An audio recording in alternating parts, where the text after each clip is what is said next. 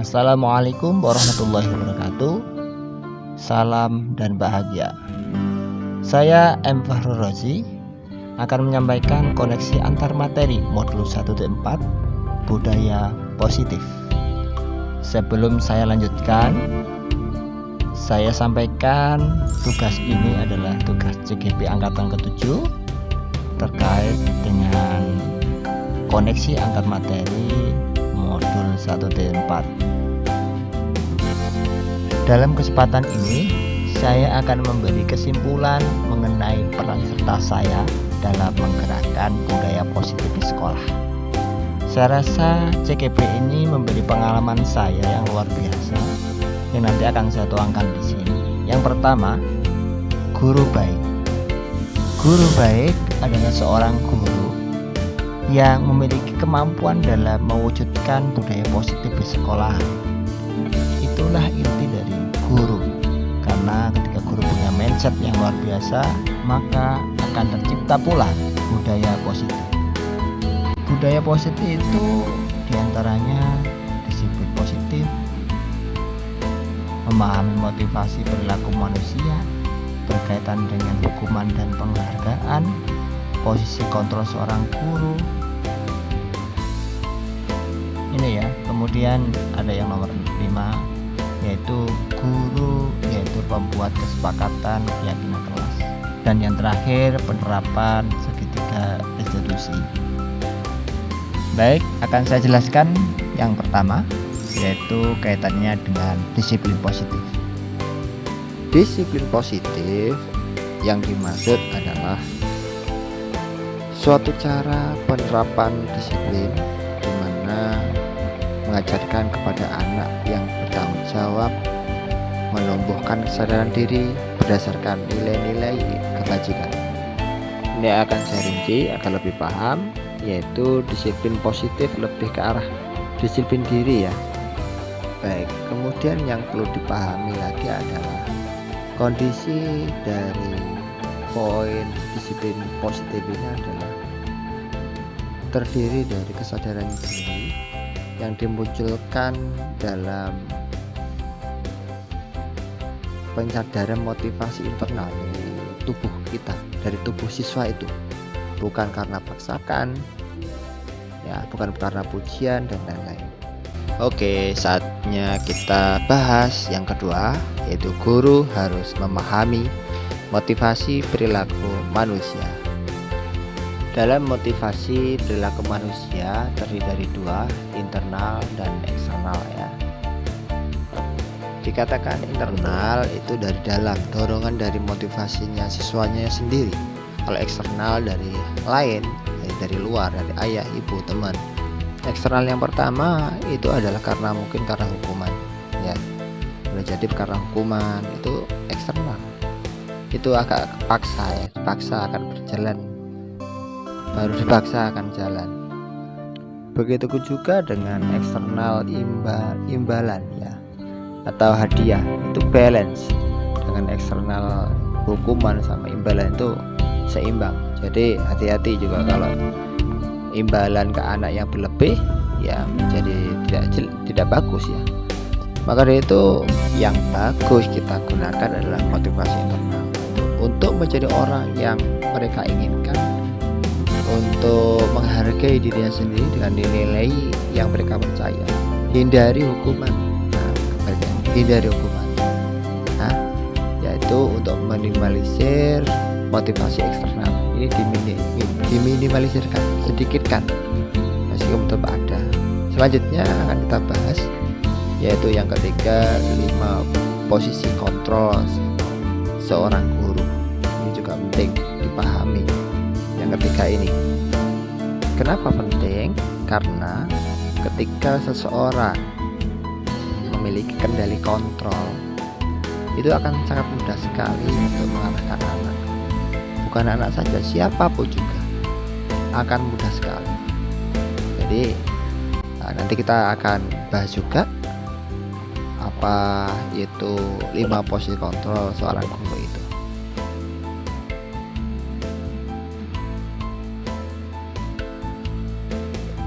5 kontrol yang harus kita kuasai atau kita pahami dulu ya, atau kita mengerti. Karena dari kelima ini ada yang terbaik kita gunakan. Yang pertama adalah ciri-cirinya orang tua itu penghukum, sukanya jewer dan lain-lain. Yang kedua, pembuat merasa bersalah ya. Ibu ini sedih kalau kamu itu seperti itu. Yang ketiga, teman. Jadi seolah-olah kita itu temannya anak. Yang keempat adalah pemantau, yaitu sebagai aturan-aturan yang kaku oleh seperti itu ya. Kemudian yang paling bagus, the best, ini adalah kaitannya dengan posisi kontrol sebagai manajer. Seperti apa gambarannya manajer ini? Kita bahas ya. Baik, manajer ini lebih condong seorang guru itu membuat suatu kebersamaan murid, gitu. Mempersilahkan murid untuk mempertanggungjawabkan perilaku yang dilakukan, yaitu mendukung agar menentukan solusi dan permasalahan murid itu sendiri. Jadi muridnya yang memberi solusi, kita hanya menuntun ya. Posisi manajer ini mengacu pada restitusi yang jelas pastinya ya, menjadikan murid yaitu sebagai manajer. Bukan kita aja yang menjadi manajer, tapi murid juga, dia itu laki-laki menjadi seorang manajer di dalam memecahkan permasalahannya, yaitu permasalahan dari dirinya sendiri. Nah, yang keempat sekarang. Yang keempat ini adalah kaitannya paparan keyakinan sekolah atau kelas. Jadi kita nanti bisa semisal di kelas kita membuat pohon aturan atau kesepakatan bersama, itulah nanti menjadi sebuah keyakinan yang sifatnya adalah universal, yang sifatnya adalah umum, yang bisa dipahami oleh orang lain. Nah, ini kaitannya sangat berkaitan juga dengan bab-bab yang sudah saya jelaskan tadi, mulai pertama, kedua, ketiga. Ini ada kaitannya. Nah, sehingga teman-teman, keyakinan ini nanti akan membawa sebuah perubahan, karena kesepakatan nanti akan dilakukan bersama-sama. Baik, kita bahas lebih rinci seperti apa sih sebenarnya kesepakatan itu, keyakinan itu, yaitu keyakinan sekolah atau kelas. Ini bisa digunakan juga untuk sekolah. Jadi tidak hanya di kelas saja seorang siswa yang menggunakan, tapi bisa juga partner kerja ya. Kalau dalam kelas itu guru berperan dalam mewujudkan terbentuknya keyakinan sekolah itu dalam guru itu ya. Nah, jadi di situ kesepakatannya disepakati oleh bersama-sama antara guru dan murid. Yang kedua, keyakinan atau kesepakatan kelas berupa pertanyaan-pertanyaan universal, sifatnya yang tadi saya sampaikan, itu sifatnya umum, yaitu mudah diingat, seperti itu. Baik, selanjutnya yang kelima, ini adalah segitiga restitusi atau penyelesaian masalah. Jadi ini adalah supaya antara kita dan siswa, atau mungkin siswa yang saat itu bermasalah, jadi kita bisa mengayominya, kita bisa menuntunnya, kita bisa mengarahkan dan membantu memecahkan permasalahan. Ini fungsi dari segitiga restitusi. Apa sih dan bagaimana sih segitiga restitusi? Yang jelas segitiga ini adalah fungsinya adalah untuk menyelesaikan masalah anak. Ketika kita dampingi, mereka akan mendapatkan jawaban dari permasalahan itu, kita bantu ya. Tahapannya apa saja dalam segitiga restitusi itu? Yang pertama adalah yang perlu diketahui, guru itu perannya tetap sebagai manajer. Jadi kalimat-kalimat yang digunakan itu ya kayak tadi, manajer tadi lebih menuntun, memberi pertanyaan-pertanyaan, gimana ya A dan B itu bagus mana. Segitiga restitusi ini dalam penyelesaian masalah itu ada 3 tahapan. menstabilkan identitas. Yang kedua, validasi tindakan yang salah. Yang ketiga adalah menanyakan keyakinan. Di dalam ketiga ini bertujuan yaitu menghasilkan bahwa murid yang mandiri dan bertanggung jawab. Jadi seperti itu ya. Kenapa pentingnya kita pahami segitiga restitusi. Baik, di penghujung kesimpulan, jadi mana koneksi antar materi mulai 1, 2, 3 sampai akhir ini, sampai yang kelima, yaitu yang kita bahas 1.4, yaitu kaitannya budaya positif. Kita yang pertama awal dulu kita pelajari filosofi Ki Hajar Dewantara atau KHD. Yang kedua, selanjutnya kita ada materi kaitannya dengan nilai dan peran guru penggerak. Dan di penghujung dan ketiga ada materi kaitannya dengan visi guru penggerak. Nah, saatnya kita mengoreksikan antara 3 hal materi yang di atas, yaitu dengan menjalankan budaya positif di sekolah maka akan mempermudah tercapainya tujuan Ki Hajar Dewantara, yaitu berpihak kepada murid dan bersifat menuntun, yaitu sesuai kodratnya anak.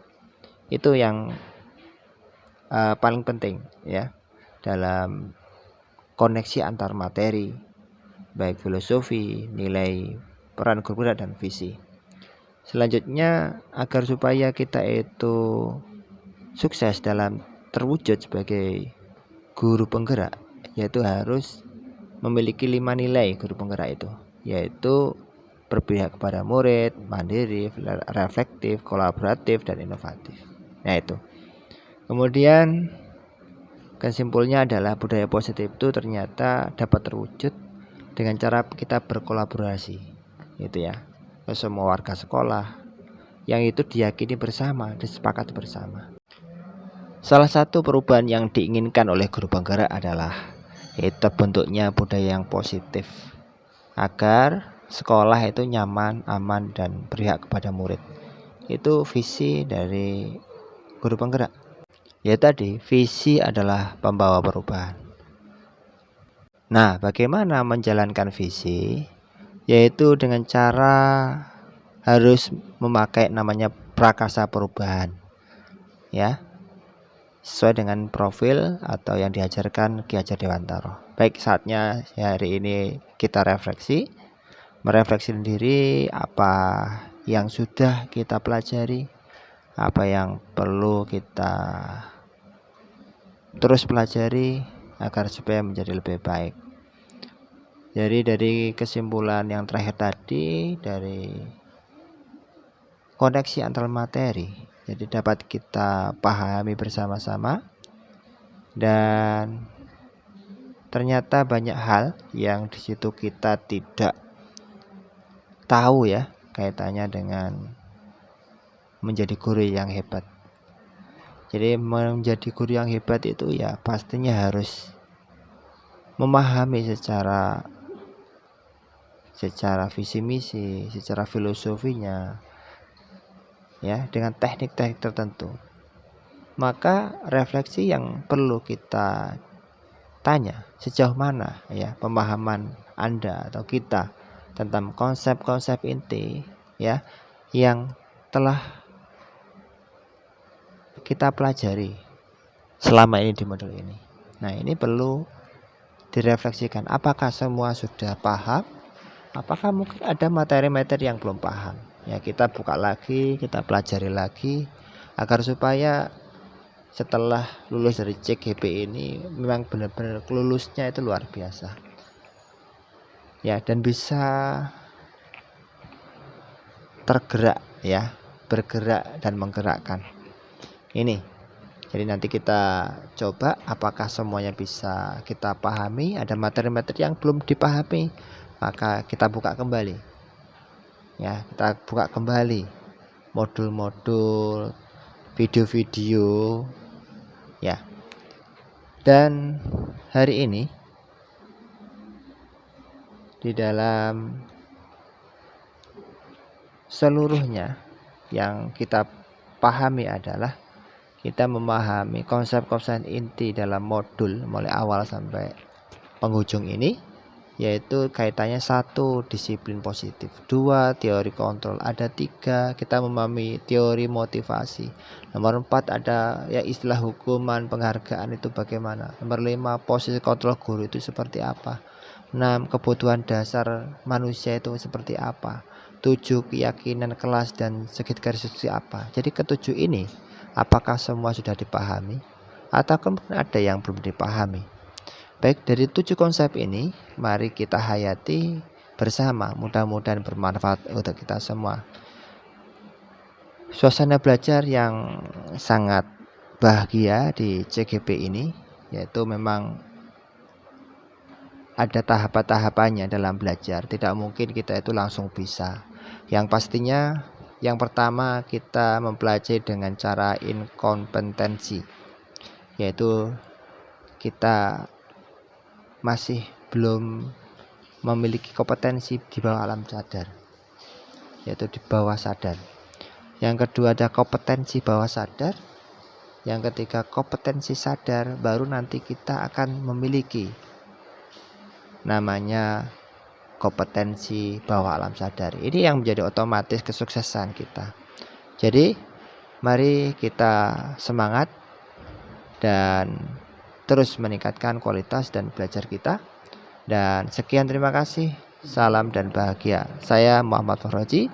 Mudah-mudahan refleksi ini bisa bermanfaat untuk diri saya sendiri khususnya, dan bisa bermanfaat untuk orang lain. Saya kira salam dan bahagia.